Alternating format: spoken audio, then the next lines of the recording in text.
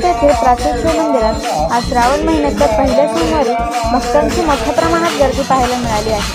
भक्तांच्या या उत्साही आणि भावनिक लाटेने अंबरनाथ मंदिर परिसरात गजबजला आहे। ठाणे जिल्ह्यातील विविध तालुक्यांमधून आलेल्या हजारो नागरिकांनी भोलेनाथाचे दर्शन घेतले। या भक्तांमध्ये अंबरनाथ येथील शिवभक्त विजय शाहू पाटील आणि त्यांचा परिवार देखील भावुकतेने तल्लीन झालेले होते। तसेच शिवभक्त विजय पाटील यांनी केलेल्या वक्तव्यानुसार खासदार डॉक्टर श्रीकांत शिंदे यांच्या महत्त्वाकांक्षी प्रकल्पाच्या घोषणा देखील यावेळी भक्तांच्या मनात नवचैतन्य निर्माण करत होत्या।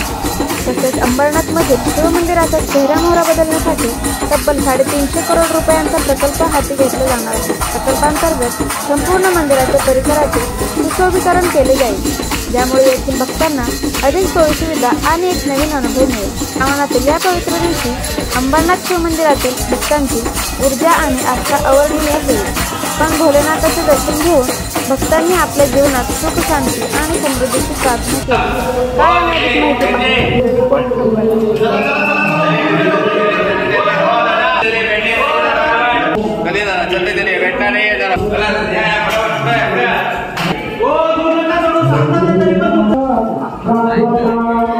अंबरनाथ आम्ही इथलं पुजारी आहे, पोलीस समाज पाटील बंधू, चांगली पोलीस डिपार्टमेंटला चांगली सोय आहे। सगळ्यांना प्रत्यक्ष आमचं पुजारी लोक आहेत, येणाऱ्या भक्तगणांची चांगली सोय होत आहे। कुठलाही अनुचित प्रकार न व्हावे याच्यासाठी पोलीस प्रशासन, आमचं पाटील बंधू जेवढे आहेत तेवढे सर्व लाईन लावण्यापर्यंत सर्व काम व्यवस्थित सगळं चाललेलं आहे। म्हणजे कुठल्याही गोष्टीचा भोलेनाथची कृपा आहे सर्वांवर, त्याच्यामुळं कुठल्याही गोष्टीचा काही प्रॉब्लेम नाही। सांगायचं गेलं तर करोनानंतर जे आपला जो समाज आहे त्या समाजाने करोनामध्ये त्यांना माहिती पडलं की फक्त एकच अशी हे आहे का तो आहे परमात्मा। त्याला जर विसरून आपण कितीही काय केलं तर किती धन असो किंवा काय अजून काही गोष्टींचा आपण जी लालसा करतो त्या लालसापोटी आपण काही अजून उद्योगधंदो वेगळं करतो। परंतु करोनाने दाखवून दिलं की बस या परमात्माशिवाय दुसरी कुठलीही या गोष्टी सृष्टीवर नाही आहे। त्याच्यामुळं लोक इथं वाढले आणि फक्त या पुरातन शिवमंदिर अंबरनाथमध्येच नाही, अख्ख्या पूर्ण देशामध्ये एकही आश्रम असू द्या किंवा मंदिर असू द्या कुठलाही आता खाली दिसत नाही।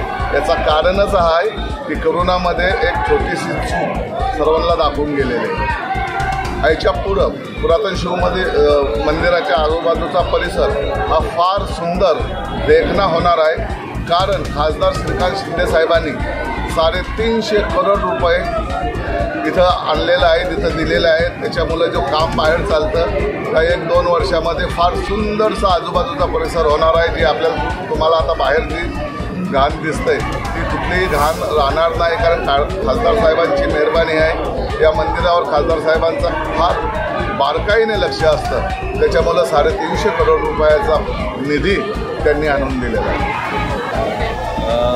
सालाप्रमाणे याही वर्षी हिंदू धर्म सांस्कृतिक संवर्धन महोत्सव हे माझे वडील विजय पाटील हे गेल्या 23 वर्षापासून आणि हा आमचा 24वं वर्ष आहे। प्राचीन शिवमंदिर इथे सकाळी रुद्राभिषेक आणि दुपारी जेवण असतो सर्व भाविकांना। त्याच्यानंतर सांस्कृतिक बरेचसे कार्यक्रम असतात, मोठे मोठे संत येतात या ठिकाणी आणि सर्वांना आशीर्वाद देतात।